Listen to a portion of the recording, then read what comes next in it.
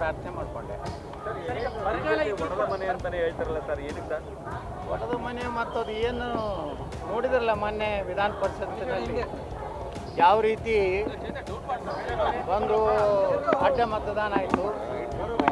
ಅದಾದ ಮೇಲೂ ಸಹ ಅದರ ಒಂದು ನೈತಿಕ ಜವಾಬ್ದಾರಿ ರಾಜ್ಯಾಧ್ಯಕ್ಷ ತಗೋತಾ ಇಲ್ಲ, ಮತ್ತು ಯಾರು ತಗೋತಾ ಇಲ್ಲ. ಇದೆಲ್ಲ ನೋಡಿಬಿಟ್ರೆ ಎಲ್ಲ ಇಬ್ಬರು ಹೊಂದಾಣಿಕೆಯಾಗಿ ಕಾಂಗ್ರೆಸ್ ಮತ್ತು BJP ಹೊಂದಾಣಿಕೆಯಾಗಿನೇ ಅಡ್ಡ ಮತದಾನ ಮಾಡ್ತಾ ಇರುತ್ತೆ. ಎಲ್ಲರಿಗೂ ಗೊತ್ತಿರುವಂಥ ಸಂಗತಿ. ಇಡೀ ಪಕ್ಷ ಹೊಂದಾಣಿಕೆ ಆಗಿದೆ, ಅದೇ ವ್ಯಕ್ತಿಗಳು ಪಕ್ಷ ಕೇಂದ್ರದಲ್ಲಿ ಭಯಂಕರ ಸ್ಟ್ರಾಂಗ್ ಇದೆ. ಇಡೀ ದೇಶದಲ್ಲಿ ಕಾಂಗ್ರೆಸ್ಸನ್ನು ಅತ್ಯಂತ ಉಗ್ರವಾಗಿ ಕಠಿಣವಾಗಿ ಇವತ್ತು ಅಲ್ಲಿ ಹೋರಾಟ ಮಾಡ್ತಾ ಇದ್ದಾರೆ ಎಲ್ಲ ರಾಜ್ಯದಲ್ಲಿ. ಅದು ಕರ್ನಾಟಕ BJPಯಲ್ಲಿ ಇವತ್ತು ಹೊಂದಾಣಿಕೆ ರಾಜಕಾರಣದಿಂದ BJP ಕಾರ್ಯಕರ್ತರು BJP ಕಟ್ಟಿ ಬೆಳೆಸಂಥ ಕರ್ನಾಟಕದ ಏನು ಜನ ಹಿರಿಯರಿದ್ದಾರೆ, ಅವರು ಭಾಳ ಇವರ ಒಂದು ಚಟುವಟಿಕೆಗಳು ನೋಡಿದ್ರೆ ಇವತ್ತು